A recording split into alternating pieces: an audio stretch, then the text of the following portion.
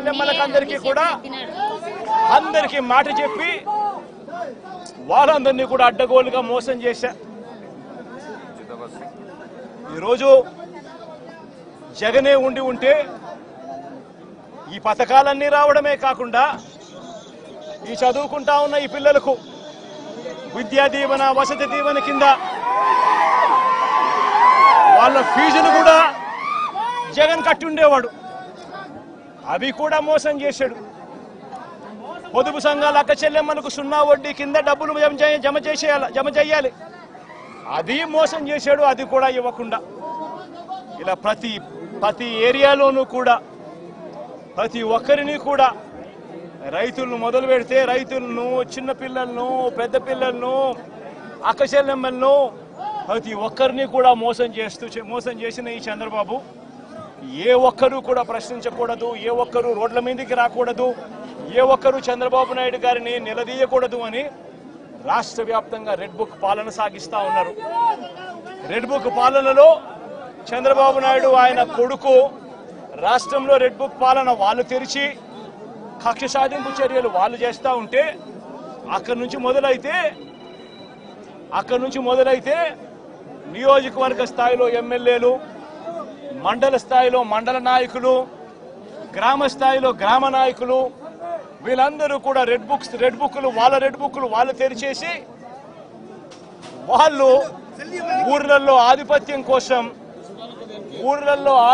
కోసం ఏ రకంగా వ్యవస్థలను భ్రష్టుపట్టిస్తూ పోలీసులను నిస్తేదం చేస్తూ పోలీసుల సమక్షంలోనే ఏ రకంగా లా అండ్ ఆర్డర్ను నాశనం చేస్తా ఉన్న పరిస్థితి ఈ గ్రామంలో, ఈ సీతారాంపురం గ్రామంలో సుబ్బరాయుడన్న కుటుంబానికి జరిగిన అన్యాయం ఒక్కసారి గమనిస్తే ఇక్కడే కనిపిస్తుంది.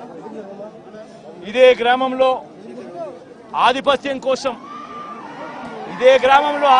కోసం బూతుల్లో ఏజెంట్ల కింద కూర్చున్న వాళ్ళు, సుబ్బరాయుడన్న కుటుంబం బూతుల్లో ఏజెంట్ల కింద కూర్చున్నారని ఇదే గ్రామంలో అదే రోజు సుబ్బరాయుడన్న ఒక్క కుటుంబమే కాకుండా మిగిలిన 3 కుటుంబాలు కూడా బూతుల్లో ఏజెంట్ల కింద కూర్చున్నారని చెప్పి పెద్దిరెడ్డి కుటుంబం, నాగశేఖర్ వాళ్ళ ఫ్యామిలీ, పల్లం శేఖరు, పెద్దిరెడ్డి కుటుంబం సభ్యులు వీళ్ళందరినీ కూడా ఈ గ్రామానికి సంబంధించిన ఇక్కడ నాయకుడు మన నారపురెడ్డి వీళ్ళందరినీ కూడా చంపాలి అని ఏకంగా ఎంత దారుణంగా ఈ గ్రామంలో జరిగిన రాజకీయాలు చూస్తే నిజంగా ఆశ్చర్యం అనిపిస్తుంది. అసలు ఈ గ్రామంలో, ఈ రాష్ట్రంలో లా అండ్ ఆర్డర్ ఉందా లేదా అన్నదానికి ఈ గ్రామంలో జరిగిన ఘటన ఒక ఉదాహరణగా కూడా చరిత్రలో ఎప్పుడు కూడా నిలిచిపోతుంది. ఈరోజు నిజంగా ఎంత ఆశ్చర్యంగా జరిగింది అని అంటే ఈ గ్రామంలో ఈ గ్రామస్తులు బయట నుంచి వచ్చిన వాళ్ళు అందరినీ కూడా ఏకం చేసి దాదాపుగా 35-40 మంది ఒక చోట ఏకమై రాడ్లు పట్టుకొని తుపాకులు కూడా ఉన్నాయి, తుపాకులు కూడా చూపించారు. రాడ్లు పట్టుకొని కర్రలు పట్టుకొని కత్తులు పట్టుకొని వాళ్ళు ఈ గ్రామానికి వాళ్ళంతా కూడా ఇక్కడ చేయడానికి, స్వైర విహారం చేయడానికి అందరూ కూడా ఏకమవుతా ఉంటే ఇదే గ్రామంలో నివాసం అంటా ఉన్న నారపురెడ్డి ఎస్ఐకి ఫోన్ చేసింది 9:30 గంటలకు ఫోన్ చేశాడు. 9:30కు ఫోన్ చేసి గ్రామంలో వాతావరణం సరిగ్గా లేదు, బయట నుంచి కూడా వ్యక్తులు వచ్చారు, వీళ్ళందరి చేతుల్లో రాడ్లు కనిపిస్తా ఉన్నాయి, కత్తులు కనిపిస్తా ఉన్నాయి, వీళ్ళ చేతుల్లో తుపాకులు కూడా ఉన్నాయి, గ్రామంలో వాతావరణం సరిగ్గా లేదు, దయచేసి గ్రామాన్ని ఏదో జరిగే కార్యక్రమం జరగబోతా ఉన్నట్టుగా అనిపిస్తా ఉంది, దయచేసి పోలీసులు రండి అని చెప్పి నారపురెడ్డి రాత్రి 9:30 గంటలకు ఎస్ఐకు తాను ఫోన్ చేస్తే ఎస్ఐ ఆ తర్వాత కొద్దిసేపటికి ఎస్ఐ రావడం జరిగింది. ఎస్ఐతో పాటు ఇద్దరు కానిస్టేబుళ్ళు వచ్చి గ్రామానికి వచ్చి గ్రామంలో ఉన్న పరిస్థితులన్నీ కూడా చూసి ఎస్ఐ సిఐకి ఫోన్ చేయడము, డిఎస్పీలకు ఫోన్లు చేయడము వీళ్ళ కళ్ళ ముందనే కనిపిస్తూ ఉంది. చేస్తూ ఉన్నారు కానీ ఎవడు ఫోర్స్ పంపించడు. మనుషులు కనిపిస్తూ ఉన్నారు కానీ అక్కడే కానీ ఎవడు కూడా ఆపే కార్యక్రమం చేయరు. చేతుల్లో రాడ్లు కనిపిస్తూ ఉన్నాయి, చేతుల్లో కత్తులు కనిపిస్తూ ఉన్నాయి, మనుషులు తిరుగుతూ ఉన్నారు. మనుషులు ఏదో ఘటన జరగబోతా ఉందని తెలుస్తూ ఉంది. అయినా కూడా ఎస్ఐ ప్రేక్షక పాత్రే పోషిస్తాడు. ఎస్ఐతో పాటు వచ్చిన ఇద్దరు కానిస్టేబుల్ ప్రేక్షక పాత్రే పోషిస్తారు. ఎస్ఐ సిఐకి ఫోన్ చేస్తూ ఉన్నట్టుగా, డిఎస్పీకి ఫోన్ చేస్తూ ఉన్నట్టుగా, మిగతా వాళ్ళకి ఫోన్ చేస్తూ ఉన్నట్టుగా వీళ్ళకు గ్రామంలో కనిపిస్తూ ఉంది కానీ ఏ ఒక్కరూ కూడా రారు.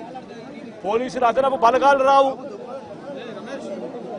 సాక్షాత్తు పోలీసుల సమక్షంలో ఇదే సీతారాంపురం అనే ఇదే గ్రామం జిల్లా కేంద్రమైన నంద్యాలకు కేవలం 15 కిలోమీటర్ల దూరంలో ఉంది. కేవలం 10 కిలోమీటర్ల దూరంలోనే ఉంది. 15 కూడా కాదు, 10 కిలోమీటర్ల దూరంలోనే ఉంది.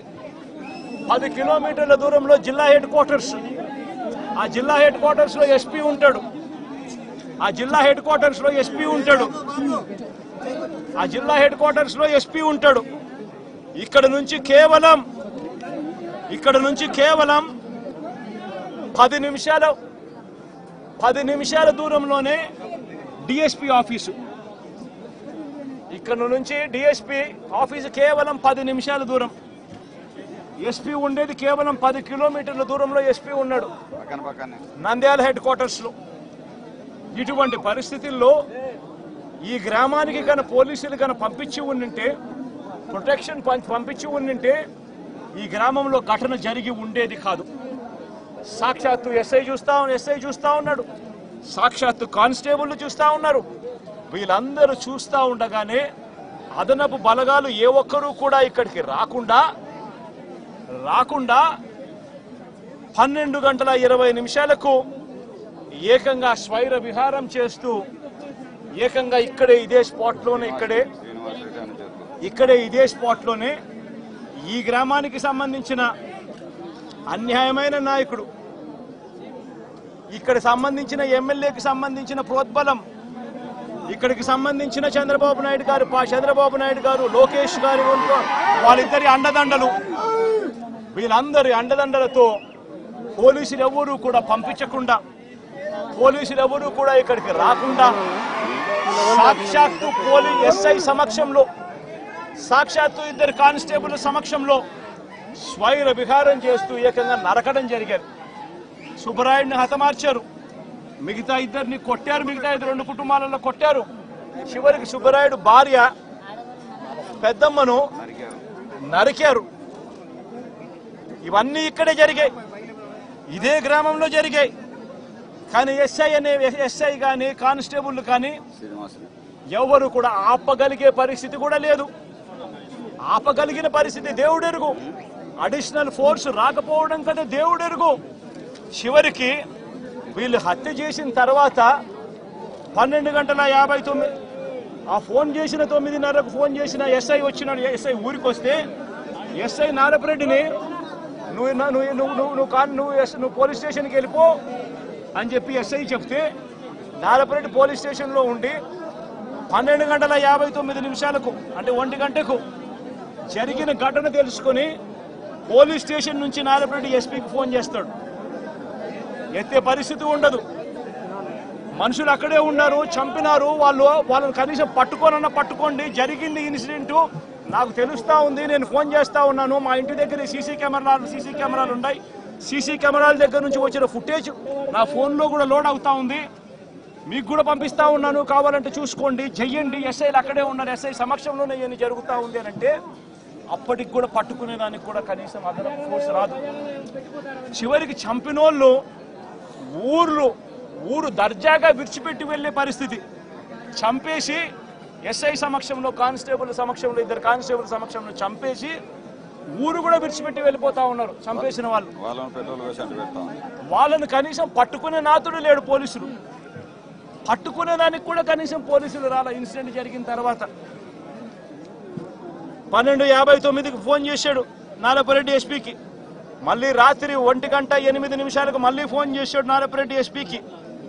మళ్ళీ 1:08 ఫోన్ చేసి తాము ఎస్పీ ఆఫీస్కి వస్తున్నామంటూ నారపరెడ్డి నేరుగా జిల్లా ఎస్పీకి ఫోన్ చేశాడు. అయినా పట్టించుకునే పరిస్థితి లేదు. చంపిన వాళ్ళను వెళ్ళిపోయేట్టుగా సహకరించిన పోలీసులు ఆ తర్వాత మళ్ళీ 3:18 మళ్ళీ ఎస్పీకి మళ్ళీ నారపరెడ్డి ఫోన్ చేశాడు. హంతకుల ముఠాలో ఒక వ్యక్తిని అతి కష్టం మీద మేము పట్టుకోగలిగినాము. ఆ పట్టుకున్న వ్యక్తిని మీ దగ్గరికి తీసుకొని వస్తాము, మీకు సరెండర్ చేస్తున్నాము, ఆ మనిషిని తీసుకోండి, మీరు అరెస్ట్ చేసి మిగతా వాళ్ళని కూడా పట్టుకునే కార్యక్రమం చేయండి అని 3:18 ఆయన ఫోన్ చేస్తాడు. మీ దగ్గరకు ఆఫీస్కి వచ్చినాము, ఆఫీస్ బయటనే మేము ఉన్నాము, దయచేసి మీరు రండి అని చెప్పి ఎస్పీకి చెప్తాడు. చివరికి ఎస్పీ రాత్రి 3:20 నారపరెడ్డికి ఫోన్ చేసి మీరు పట్టుకున్న రమణ అనే వ్యక్తిని నంద్యాల 3 టౌన్ పోలీస్ స్టేషన్లో అప్పగించాలని చెప్తాడు ఎస్పీ. తర్వాత కొందరు పోలీసులు వచ్చి రమణను ఎస్పీ ఆఫీసులోకి తీసుకుపోయారు. ఇంత దారుణంగా జరుగుతూ ఉంది. అంటే నేను అడుగుతా ఉన్నా, కొన్ని సూటు ప్రశ్నలు నేను కొన్ని అడుగుతా ఉన్నా. నేను ఒకటే అడుగుతా ఉన్నా, ఈ గ్రామంలో ఈ ఘటన జరుగుతూ ఉంది అని చెప్పి మీకు ఫోన్లు వచ్చినాయి. ఫోన్లు వచ్చిన తర్వాత ఎస్ఐ వచ్చినాడు, కానిస్టేబుల్ సమక్షంలో జరుగుతూ ఉన్న విషయాలు చూశాడు. చూసిన తర్వాత కూడా ఎందుకు అడిషనల్ ఫోర్సు ఈ గ్రామానికి రాలేదు? నా మొట్టమొదటి ప్రశ్న, ఎందుకు రాలేదు? తర్వాత ఎస్ఐ సమక్షంలోనే ఏకంగా మారణకాండ చేస్తూ మనుషులను చంపేసే స్థాయిలోకి చంపేసిన తర్వాత కత్తులతో ఇలా నరికి ఇంకా పలువురిని గాయపరిచిన తర్వాత కూడా ఎందుకు వాళ్ళందరూ కూడా ఈ కార్యక్రమం చేసి మళ్ళీ గ్రామం వెళ్ళిపోయేదాకా వాళ్ళని ఎవరు ఎందుకు పట్టుకునే కార్యక్రమం చేసేదానికోసం కూడా ఎందుకు పోలీసులు రాలేదు? నేను అడుగుతా ఉన్నా ఈ ప్రశ్నలన్నిటికీ. ఎవరు ప్రోద్బలం ఉంది? ఎవరు ఈ పోలీసులను ఆడిస్తా ఉన్నారు? ఏకంగా ఎస్పీ, ఏకంగా సిఐ, ఏకంగా డిఎస్పీలు ఏ ఒక్కరు కూడా అడిషనల్ ఫోర్సును పంపించుకోకుండా పగడ్బందీ ప్లాన్ ప్రకారం మనుషులను చంపేసిన వాళ్ళు ఊర్లు కూడా విడిచిపెట్టి వెళ్ళిపోయే పరిస్థితి క్రియేట్ చేసి అప్పటికి కూడా ఫోర్స్ రాకోకుండా కూడా వీళ్ళు ఆపగలిగినారు అని అంటే ఏ స్థాయిలో కుట్ర జరుగుతూ ఉంది అన్నది, ఏ స్థాయిలో రాజకీయ నాయకులు, పోలీసులు, ఏ స్థాయిలో వీళ్ళందరూ కూడా కూడబలుక్కొని భయానక వాతావరణం క్రియేట్ చేస్తూ ఉన్నారు అని చెప్పడానికి ఇదొక నిదర్శనం కాదా అని అడుగుతా ఉన్నా. నిజంగా లా అండ్ ఆర్డర్ ఉందా అని అడుగుతా ఉన్నా. ఈ రాష్ట్రంలో ఈ ఒక్క ఘటనే కాదు, ఈ రాష్ట్రంలో జరుగుతూ ఉన్న ప్రతి ఘటన ఇదే మాదిరిగా ఉంది. మనం వినుకొండకు నేను వెళ్ళా, నడి రోడ్డు మీద రఫీ అనే పిల్లోడిని నడి రోడ్డు మీద నరికారు. రఫీ అనే పిల్లోడిని నరికారు. ఇలాంటి ఘటనలన్నీ కూడా రాష్ట్రంలో చాలా జరిగాయి. దాదాపుగా 30కి పైగా ఇదే శ్రీశైలం కాన్స్టిట్యున్సీలో ఇంకొక రైల్వే స్టేషన్, ఈయన పేరు సుబ్బరాయుడే, పేరు దాసు. వాళ్ళ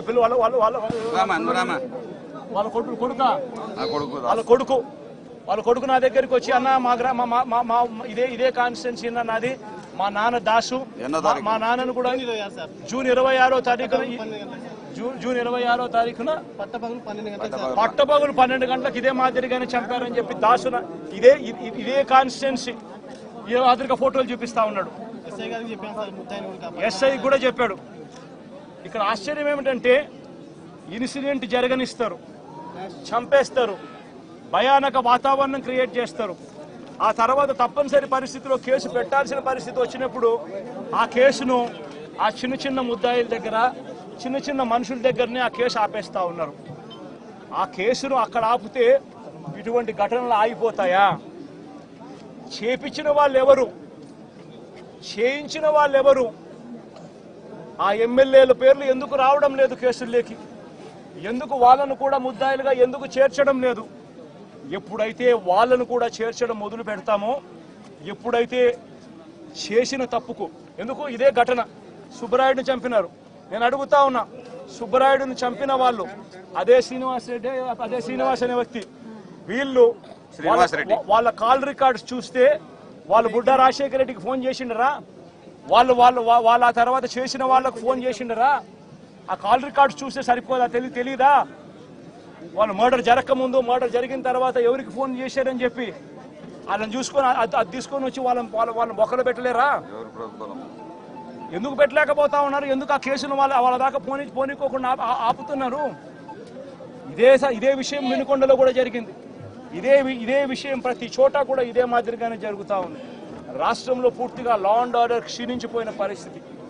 నేను ఒకటే చెప్తా ఉన్నా, జరిగిన ఈ ఘటన ఖచ్చితంగా హైకోర్టులో గట్టిగా దీనికి సంబంధించి హైకోర్టు అవసరమైతే సుప్రీంకోర్టు దాకా కూడా తీసుకొని పోయే కార్యక్రమం చేస్తాం.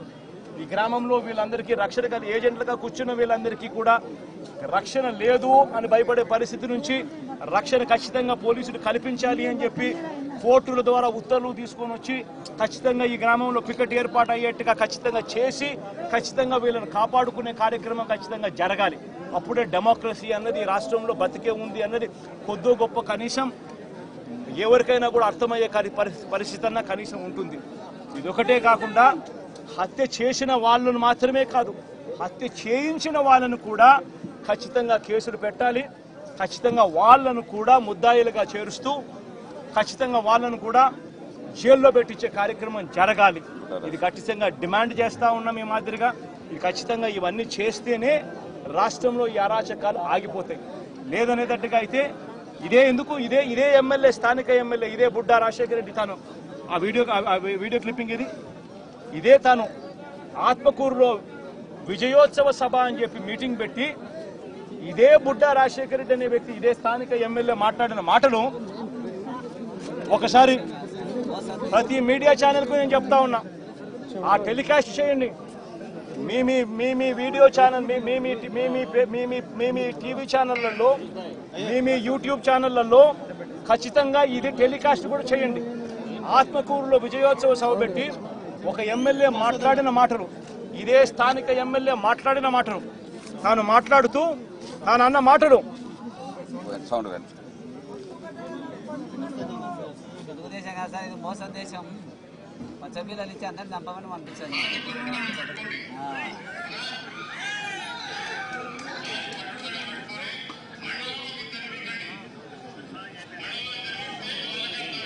పట్టుటాటల ఫ్యాక్టరీ పెడతాడంట, దాన్ని ఎవరన్నా కొట్టండి చంపండి నేను ఉండా పబ్లిక్ మీటింగ్లో పైకి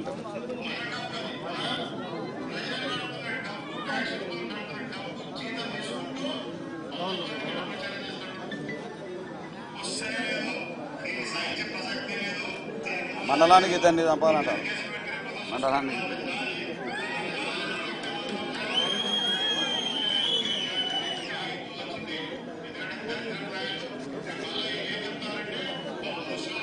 నేను అడుగుతా ఉన్నా, ఇది సోషల్ మీడియాలో ఉంది, ఇది వైరల్ అవుతా ఉంది.